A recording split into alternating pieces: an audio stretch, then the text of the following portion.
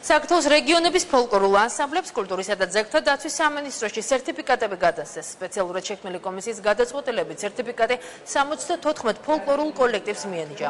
პროექტი ფოლკლორის მხარდაჭერის ეროვნული პროგრამის ფარგლებში გახორციელდა. სერტიფიცირებული ანსამბლები სამინისტროს მხრიდან დამატებით მხარდაჭერას მიიღებენ.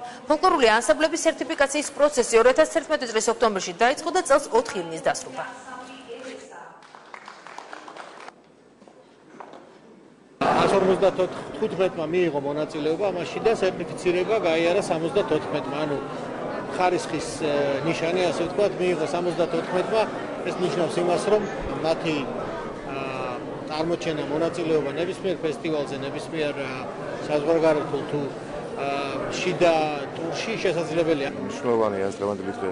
მარტო ჩვენი ანსამბლისათვის მთლიანად ყველა იმ მონაწილე ანსამბლისთვის უნდა დღეს სერტიფიკატი მიიღო.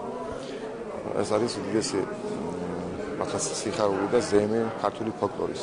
ფაქტურად გამარჯვებაა ეს და ეს არის ჩვენი მივიწყებული ხელოვნების აღორძინების დასაწყისი და საწინააღმდეგო.